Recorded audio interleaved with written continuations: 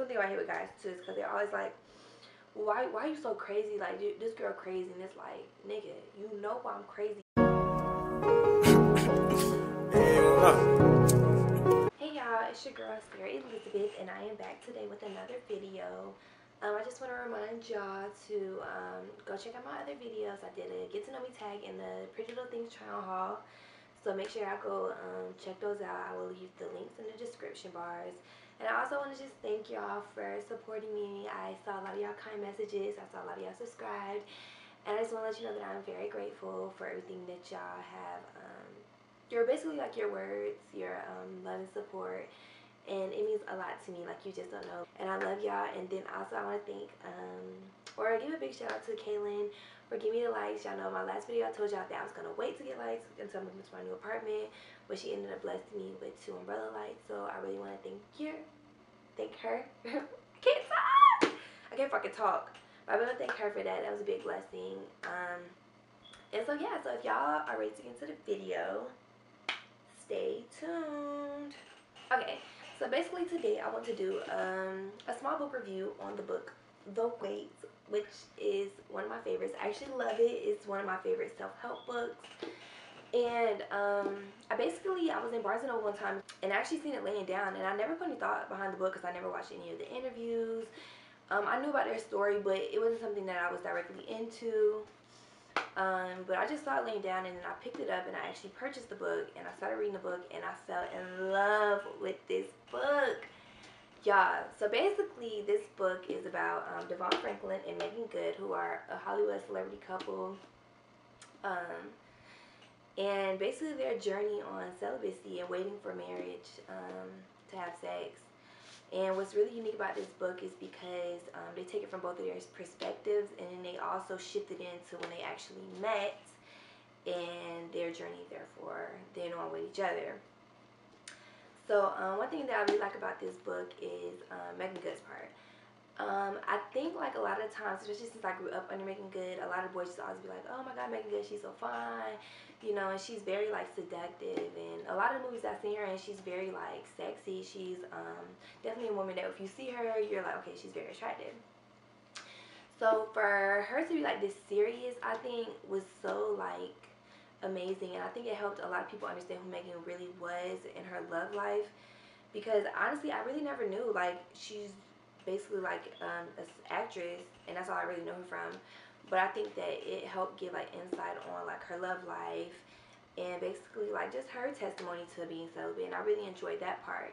And then I really enjoyed Devon's part where he was talking about his journey of being celibate and how he was celibate before he even met Megan, and how like it's so funny how things work, like how they're always around each other, and then like eventually they started dating. It basically like he was like, I never wanted to date an actress, but ended up dating an actress, and she was like, I wish I could date a guy like that. They both thought they were out of each other's league, but they trusted God, and I think that's the biggest part in relationships, and basically finding like your soulmate is just trusting God and knowing that He will send you the right person when it's the right time. Something that I can resonate with Devon was when he was basically saying, well, basically like my senior year in high school, I was like, okay, I'm going to go to church, I'm going to go to Bible study. I'm going to stay as close as I can to God, because I know I'm getting ready to go to college, and I want every scholarship opportunity. I want to make sure that I get into each school. I want to make sure that I get every single blessing preparing me for college. And God did just that, and He went beyond that. And that's what Devon, excuse me, can't talk. That's what Devon kind of says in this book. He was like, you know, what if God wants to give you plan A, but because you're not committing to Him, you're not following His word, or you're not being obedient? Like, what if He doesn't want to give you plan A? Now He's going to give you plan D or C, maybe plan D or F, but because you disobeyed God, like, He's not going to fulfill everything that He promised to you. And I think that's a big part in being celibate too, is just being obedient to Him. Another piece of this book that I do love is Megan's part. I really love how she talks about like finding yourself as a woman. Like, how am I supposed to know what I want in a guy if I don't know who I am as a woman? And I love how she talks about her relationship, like being in a toxic relationship, and you know, doing wife things for a man, and she's not his wife. And I think that's so relatable to a lot of women, especially me in relationships and situationships. I constantly find myself doing wife things for guys who I'm barely their girlfriends. Even if I'm not, I'm probably not even their girlfriends half the time. and I find myself just being a wife to them. And it's like setting those boundaries and being clear on the woman that you are and what type of men you want to attract, and just knowing who you are as a woman. I think that was such a good idea to put her perspective in there and like help women to find themselves and know that you don't need validation from a guy. So I really love that part of the book. And I just think it was a really good book overall. I really did enjoy it, and I would recommend this to anybody. I actually got this book before. I was already celibate before I read the book, but then I ended up picking up the book, and it just inspired me more to continue my journey, because being celibate is very hard, especially when you've already experienced sex. And I think I like that part of the book too, is because it's not just I've been a virgin my whole life and I'm waiting for the right person to take my virginity. I'm waiting for marriage, to have sex with my husband. Like, it's real life people who are experiencing temptation because they've already had it. And, you know, like a lot of people say, like, you know, when you've already experienced something, it's kind of hard to let that go. It's just like denying the flesh. This is real. Like, I've experienced sex, but I'm willing to fight my temptation, fight my flesh in order to be obedient to God. And I think that's something that was very powerful about this book. And, you know, basically taking into my celibacy journey from the book. You know, I've been celibate, and it'll be a year in August 26th. I don't even know if I should put a date on it, but yes, I will be celibate for a whole year in August. And I'm going to say, like, for these months that I've been celibate, it's been hard. It's been very tempting.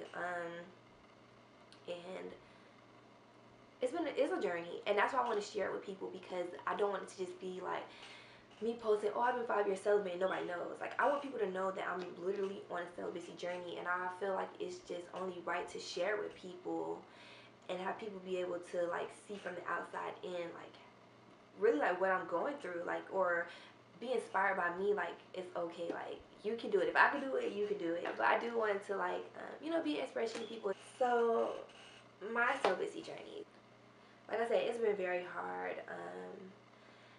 For my reason for being celibate is because I just feel like I've carried a lot of baggage from relationship to relationship to relationship to relationship. I've never really dealt with that baggage. And I think it was so important for me to actually just cleanse myself from it. Just like take a step back and give myself to someone when the time is right, when God sends that person. Like I said in my Get to Know Me tag, like, you know, I'm just waiting for God to send me the right person. Basically, before I go any further, I want to make sure that everyone knows that, you know, this is going to be a non-judgmental video. Like, if you want to leave something in the comments, feel free to leave something in the comments, but let's try not to judge each other. I'm going to try to be as transparent as possible, and I think because for mostly it's my story, it's my testimony, and I feel like everybody has the right to tell their story. But okay, so basically my background with guys is I lost my virginity at a very young age. I was 13 years old. But what's so funny about that is because, like, the next day or next week, like, I was getting ready to turn 14. So I lost my virginity very young. And it was because, like, I thought I loved this guy. But I ended up, like, you know, having sex with him. And I'm going to say, like, I take it as a blessing now, but then I kind of regretted it. It was like, oh, why did I do that? And it wasn't pressured into. I was just thinking, like, this is my first relationship. And this is what people do in relationships. Like, they have sex. I feel like I was looking for love in a lot of those places too. Like, I wasn't one for that wanted attention from my mom or anything, but I wanted attention from a guy. And that's because I liked that attention from a guy in my household. Like, my dad wasn't in my household. You know, I was looking for that love from a man to, like, love me. And that's how I thought sex was. It was like a love thing. But then, you know, you get that 30 minutes of love, and then you go back to your normal programming, and, like, you going crazy, like, why aren't you calling me? Why don't you tell me you love me? Why are you on this girl picture on Facebook? Like, it gets like that because it's not real love. Like, the guys that I really dated, like I said, my Get to Know Me tag, they're all been like fuckboys. Like, I've never genuinely felt like one of them have loved me for me. But, like, I stayed around because, what you know, it was sex. Sex was good. So yeah, that was my celibacy journey. Well, piece of why I wanted to go into my celibacy journey. And then, like, the second part was my recent situationship, relationship, whatever anybody wants to call it. I was giving myself to the point where it wasn't reciprocated back. And then I'm left looking here like, I have nothing else to give you. Like, I've given you literally everything, whether it be like food, whether it's been money, whether I've did your homework, whether I did this, I did that, or I've engaged in sexual activity, nothing has been reciprocated. So I'm very frustrated and annoyed at this point, and I feel like you really don't love me, and I feel like you just use me, or how he said it, a do girl. So it was very like, that relationship, it just was very toxic. And so that's one reason why I say, you know what, I don't want to put myself in that position ever again. I don't want to have my heart broken that bad, where I feel like, I don't know, like, this is what a lot of grown people always tell me, you know, if you don't get it now, you're going to be chasing your tail. And I feel like a lot of my relationships have been that. I've chased my tail so many times where I felt like my, whether it be in this relationship or that relationship, I feel like I keep seeing the same patterns. I keep seeing the same things. And it's like, what do I do differently? I'm finna stop giving you myself. I was like, you know what? I'm done. Like, what I went through in my last relationship, I was like, I never want to go through that again. So what can I do differently? Not engage in sex. And then it just feels like a using thing. Like, I was just tired of getting used. And like, for me, a lot of my life, I dealt with my self-esteem. From being like a little girl, I was very insecure about who I was. Like, I would see like girls, and the girls I hung with, they're very pretty. And like, it's crazy because like a lot of people would be like, Sarah, you're so pretty, you're so pretty. And that's all it was. It was like, the only reason I knew I was pretty was because people would tell me I was pretty. But in my heart, like, I really didn't feel like I was pretty. Like, it's so true when like they say like, you know, guys can sense insecurity, because they can. And when they find out you're insecure, they'll prey on it. And so a lot of times I was getting preyed on. Like, they knew what they could get out of me because they knew my self-esteem was so low. They know I was looking for that acceptance, that validation, that love. But like I was saying, like I struggled with being insecure for like a majority of my life, and just not knowing who I was as a woman or as a young girl. And so that's why I found myself getting into certain things that I shouldn't have not been in. I found myself with certain men where I shouldn't have been in. I found myself in beds that I should not have been. Like, yes, like the other day I was watching this is an interview with the Breakfast Club. Charlamagne made a good point with having sex. Like, you can't give up your box to a guy and then expect for him to get to know you after. Like, that's like working backwards. And that's what Charlamagne said. He's like, it's like working backwards. Like, you have to make the guy get to know you first before y'all have sex. And I'm honestly like, I'm very I agree with that. I really do, because a lot of the times like I've found myself just having sex, and then that's why I'm mad, because I actually wanted more out of it.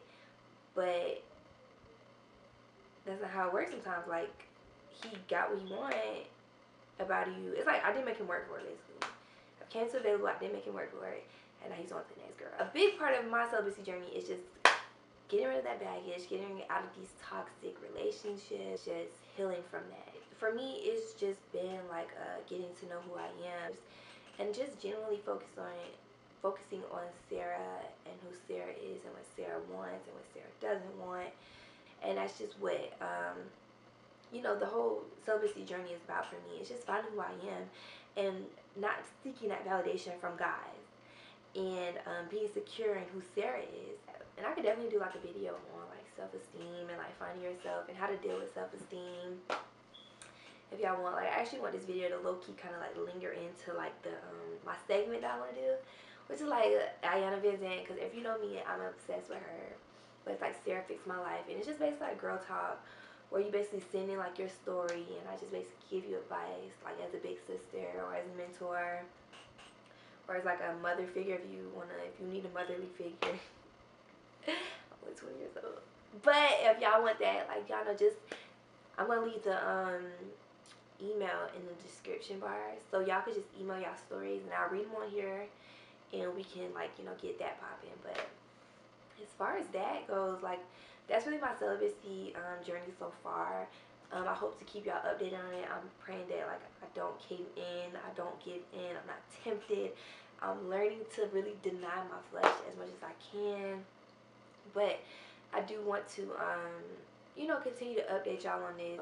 Remember, if you like this video, make sure y'all comment, make sure y'all like, make sure y'all subscribe. But more importantly, make sure y'all share this video. I want to reach out to as many people as I can by giving them advice and sharing my story. So if you know somebody who might be dealing with celibacy and they're on a journey, or if you know someone who might possibly be dealing with self-esteem or finding who they are as a woman, like, share this video. Like, you know, let them know that they're not alone. Let them know that there are people that are out here that are going through the same thing.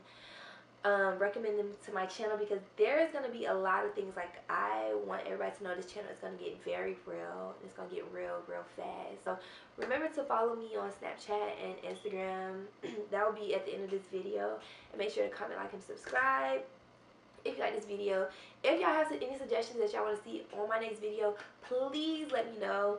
I really don't know what I want to do next, but I've been asking people on the videos that they might want to see, and I've been getting positive feedback. Like, this was a highly, like, oh my god, like, you should do this video.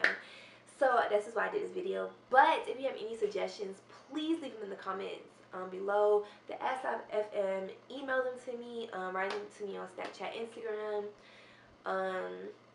And yeah, like I said, remember, comment, like, and subscribe, and share this video. And I will see y'all in my next video. I love y'all so much, and thank y'all for the support. And thank y'all for your time. Like, I know time is something that a lot of people don't like to waste, but thank y'all for, you know, investing your time on this channel. So look, they know that I'm the wave, they won't ride a nigga. Hey, they know we getting paid and live excited, nigga. I put that pink in my drink and I get high on niggas. I put them wings on my jeans and I get fly on niggas.